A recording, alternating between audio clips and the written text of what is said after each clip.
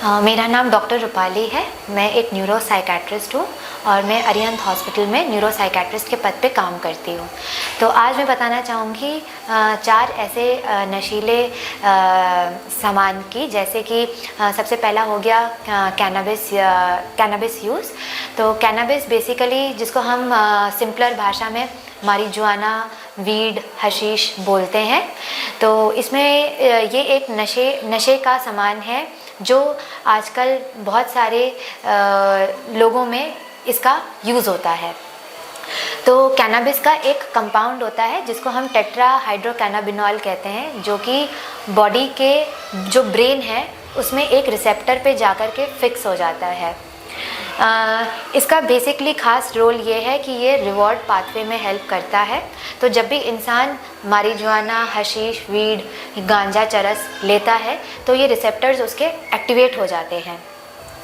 तो reward pathway में जब पेशेंट या जब इंसान मारिजुआना या ये हशीश लेता है तो तब उसको एक अच्छी भावना महसूस होती है, एक सेंस ऑफ प्लेजर जैसा फीलिंग महसूस होता है, जिसके कारण वो बार बार उसकी तरफ दौड़ता है।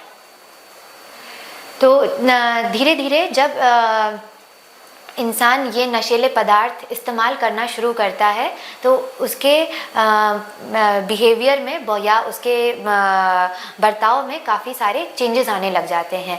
जैसे इंसान काफ़ी इरिटेबल यानी कि चिड़चिड़ा हो जाता है, नींद में या फिर भूख में उसको दिक्कत आने लग जाती है, बहुत गुस्से स्वभाव का हो जाता है, हर छोटी छोटी बात पे गुस्सा करने लगता है, उसके रोज़ के मर्तबा वाले काम में काफ़ी बाधाएं आना शुरू हो जाती है।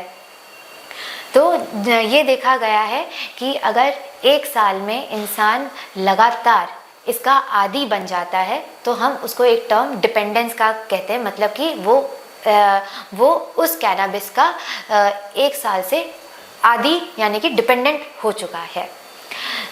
कैनबिस जो है वो हमारे ब्रेन के एक एरिया में प्रीफ्रंटल कॉर्टेक्स, एक दिमाग में एक एरिया होता है प्रीफ्रंटल कॉर्टेक्स, जो हमारे रोज़ के काम करने में हेल्प करता है।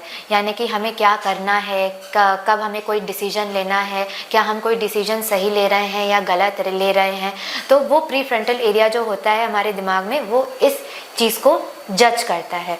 तो इंसान जब कैनबिस इतने समय से लेता आ रहा है तो उसका प्रीफ्रंटल कॉर्टेक्स की जो एक्टिविटी होती है वो कम होने लग जाती है। तो वो सही गलत में निर्णय नहीं ले सकता, सोचने की शक्ति कम हो जाती है।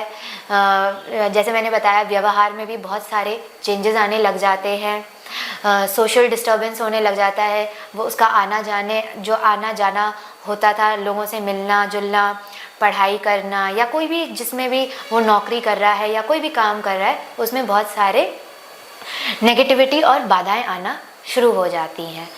तो इसको मुक्त कराने के लिए एक ये तरीका है कि वो आकर के एक साइकेट्रिस्ट से मिलें, प्रॉपर उसका डायग्नोसिस निकालें, क्या क्या तरीका हो सकता है उसको रेक्टिफाई करने का, उसको मदद करने का, उसको कैसे डिटॉक्सिफाई करना है, और उसको किस तरीके से और भी दवाइयों के अलावा और हम उसको क्या क्या सहारा दे सकते हैं उसे कैनबिस मुक्त कराने के लिए।